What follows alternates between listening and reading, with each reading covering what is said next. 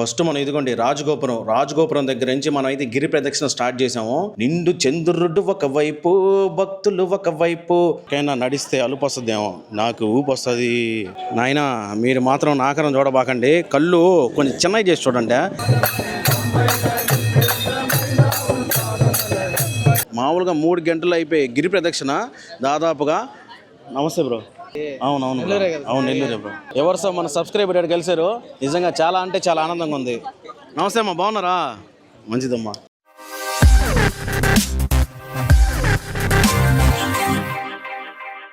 అభయ 14 కిలోమీటర్లు గిరి ప్రదక్షిణ చేయాలి. 14 కిలోమీటర్లు మొత్తం మనకి 8 లింగాలు దర్శనమిస్తాయి. ఫస్ట్ మనం ఇదిగోండి రాజగోపురం దగ్గర నుంచి మనం అయితే గిరి ప్రదక్షిణ స్టార్ట్ చేసాము. ఫస్ట్ ఇదిగోండి ఈ విధంగా స్టార్ట్ చేసాము అభయ. దీపారాధన చేసుకుని దేవుడికి దండం పెట్టుకొని గిరి ప్రదక్షిణ స్టార్ట్ చేసాము. అష్టలింగాల్లో ఫస్ట్ గా మనం దర్శించుకోవాల్సింది ఇంద్రలింగాన్ని ఇంద్రుడు ప్రతిష్ఠించాడు. వృషభ రాశి అలాగే తులారాశి వాళ్ళు ఇంద్రలింగాన్ని దర్శించుకుంటే చాలా మంచిది. అగ్నిలింగానికి 100 మీటర్ల దగ్గరలో ఉన్నాం మనము. నెక్స్ట్ వచ్చేసి అగ్నిలింగం దర్శించుకోబోతున్నాం మనం. ఆ విధంగా ఉంది మందల చూస్తున్నారు కదా, జనాలు అయితే సందు లేరు సమయ. చూడండి నిండు పౌర్ణమి రోజు గిరి ప్రదక్షిణ చేస్తే అబ్బా ఫీలింగే వేరబ్బా. నిండు చంద్రుడు ఒకవైపు, భక్తులు ఒకవైపు.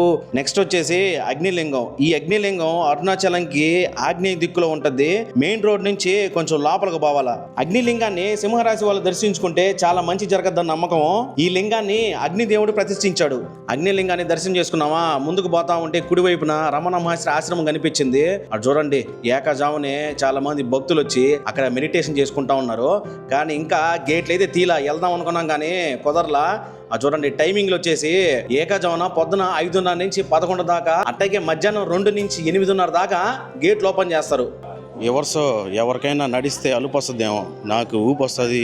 అభయ ఇక్కడ మీరు బాగా గమనించలేదో, చాలా మంది భక్తులు నడుస్తున్నా వెనక చూడండి మొత్తం శ్మశానమే. శ్మశానం ఎదురుగా ఉండేది యమలింగాన్ని మనం దర్శించుకోబోతున్నాము. యమలింగాన్ని ప్రతిష్ఠించింది యముడు. వృశ్చిక రాశి వారు యమలింగాన్ని దర్శించుకుంటే చాలా మంచిదని నమ్ముతారు. నెక్స్ట్ వచ్చేసి నైరుతి లింగం. ఇది వచ్చేసి మనకి 4వ లింగం. ఈ లింగం నైరుతి దిక్కున ఉంటది. మేషరాశి వాళ్ళు దర్శించుకుంటే చాలా మంచిదని బలంగా నమ్ముతారు. 5వ లింగానికి వెళ్లే దారిలో తిరునేర్ అన్నామలై టెంపుల్ కనిపిస్తుంది. ఈ గుడిని కూడా దర్శించుకున్నాం, కానీ లోపలకు బాగాలేకపోయాం, జనాలు తాకిడి తట్టుకోలేక. నాయన చూస్తున్నారు కదా, ఇసుకేస్తే రాళ్ళంత జనము. అయినా జనాలు ఏడ తగ్గేదేలాంట దేవుడి మీద భక్తితో తిరగతా ఉన్నారు. చూడండి మధ్య మార్గంలో మనకి మ్యాపులు కనిపిస్తాయి. ఆ మ్యాపులు బేస్ చేసుకొని మనం అన్ని లింగాలు మనం దర్శించుకోవచ్చు అనమాట. వెళ్ళేదారిలో సుబ్రహ్మణ్య స్వామి గుడి కనిపించింది. చాలా మంది తమిళనాడు సైడు మురుగన్ అంటారు, స్వామిని కూడా దర్శించుకున్నాం. వెళ్తానేమా మధ్య మార్గంలో కరెంటు పోయింది, అయినా కానీ మనం లభ్య తగ్గేదేలే ఆగేదేలే అంట నడుస్తూనే ఉన్నారు. చూడండి మధ్య మార్గంలో ఇలాంటి గుళ్ళు మనకు 100 కనిపిస్తాయి. అన్నీ దర్శించుకుంటే మంచిది. కానీ ఎక్కువగా చాలా మంది అష్టలింగాలు 8 లింగాలు మనం ఖచ్చితంగా దర్శనం చేసుకోవాలని చెప్పి చాలా మంది వెళ్తూ ఉంటారు అనమాట దర్శనానికి. నెక్స్ట్ వచ్చేసి సూర్యలింగం. ఈ సూర్యలింగం వచ్చేసి మన అష్టలింగాల్లోకి రాదు, కానీ సూర్యలింగం దర్శించుకోవడం వల్ల చాలా మంచిదని నమ్ముతారు. సూర్యలింగాన్ని సూర్యుడి ప్రతిష్ఠించాడు అనమాట. ఎవరిసో మంచి బ్యూటిఫుల్ వ్యూ చూపిస్తాను, ఆగండి. అదిగోండి ఇదే నాయన, మంచి కాంతి విరజమ్ముతున్నాడు చంద్రుడు.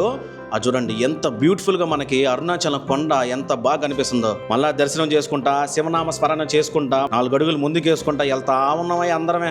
నెక్స్ట్ వచ్చేసి 5వ లింగం వరుణలింగం. ఈ లింగాన్ని వరుణ దేవుడు ప్రతిష్ఠించాడు అనమాట. కుంభరాశి వారు వరుణలింగాన్ని దర్శించుకుంటే చాలా మంచిదని బలంగా నమ్ముతారు. అంటే కష్టం తెలియట్లా, కాకపోతే కొంచెం హెవీ బాడీ కాబట్టి చెమటలు కారుతున్నాయి, కానీ కష్టం అనేది లే. ఈశ్వరుడు ఆజ్ఞ. ఓం నమ శివాయ అని ఇక్కడ ప్రదక్షిణ చేస్తూ ఉంటే గిరి ప్రదక్షిణ చాలా అద్భుతమైన ఫీల్. బ్లాగ్ బాగుండవా? సింహపురి చిన్నోడు, please subscribe. Thank you. Hi చెప్పు. అది అభయ మందల.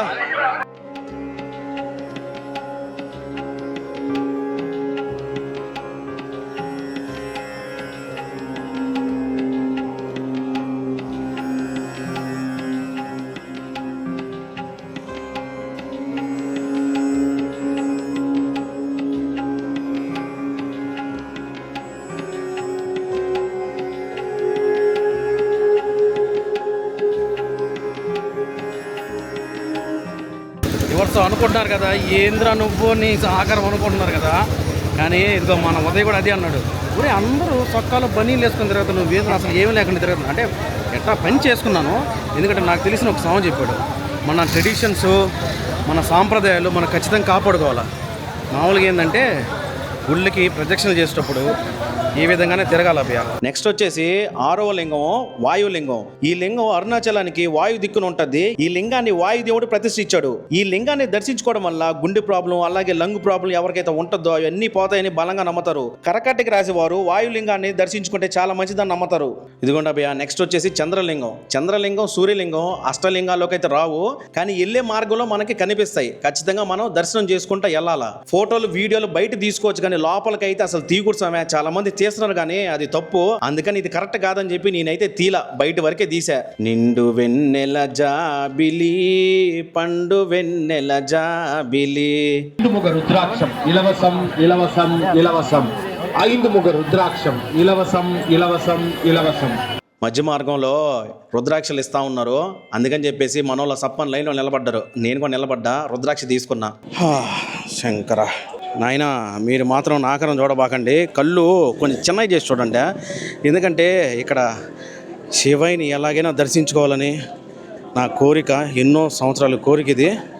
అందుకనేసి నేను చెప్పే ఇన్ఫర్మేషను మీకు యూజ్ అవుద్దనే నీ వ్లాగ్ చేస్తుండా.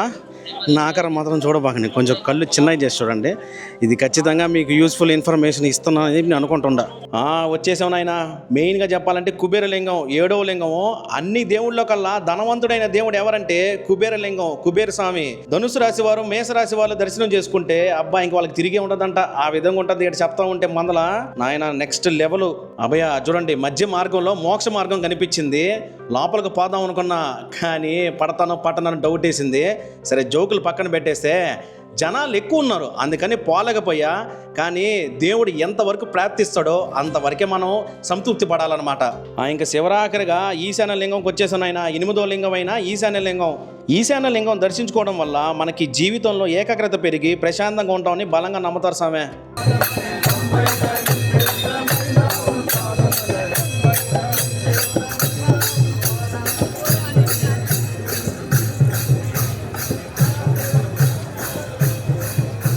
ఎవర్సో మొత్తానికి గిరి ప్రదక్షిణ సక్సెస్ఫుల్గా కంప్లీట్ చేసాము. నాకు తెలిసి దాదాపుగా అన్ని లింగాలు చూపించాను. ఎందుకంటే ఆ పరిసర ప్రాంతాల్లో వరకే మనం చూపించాలి, లోపల మన విగ్రహాలు మనం చూపించకూడదు. ఫోటోగ్రఫీ వీడియోగ్రఫీ నాట్ అలౌడ్ అని చెప్పి చాలా దగ్గరలో స్టిక్కర్లు అతికిచ్చున్నారు, వాళ్ళు చెప్తున్నారు కూడా.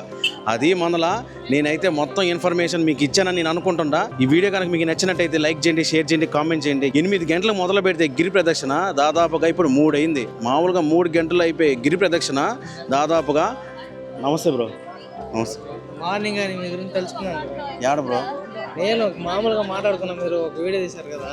ఎక్కడ? నెల్లూరు నుంచి. అవునవును, నెల్లూరే కదా. అవును నెల్లూరే bro. Thank you bro, thank you so much. ఎవరు సార్ మన సబ్స్క్రైబర్ ఇక్కడ కలిసారు, నిజంగా చాలా అంటే చాలా ఆనందంగా ఉంది. నమస్తే అమ్మా, బాగున్నారా? మంచిదమ్మా. సరే బ్రో, సపోర్ట్ చేయండి ఖచ్చితంగా. అది అభయ మందల 3 గంటలు అయిపోవాలి గిరి ప్రదక్షిణ. దాదాపు ఎంత టైం పట్టింది? ఇంత టైం పట్టినా కానీ ప్రతి ఒక్కటి మీకు ఈచ్ అండ్ ఎవ్రీథింగ్ మీకు నీట్గా చూపించాను కాబట్టి ఖచ్చితంగా వెంటనే సబ్స్క్రైబ్ చేయండి. కానీ నాకు మాత్రం ఇంకా అలుపు రాలా, ఇంకా మెయిన్ ఘట్టం ముందు ఉంది. శివయ్యని దర్శించుకోవాలా, రూమ్కి వెళ్ళి అదే రిసార్ట్కి వెళ్ళి ఫ్రెష్ అయిపోయి మళ్ళా సేమ్ ట్రెడిషనల్ డ్రెస్లో శత కొట్టేద్దాము, శివయ్యని దర్శించుకుందాం. అది మొదల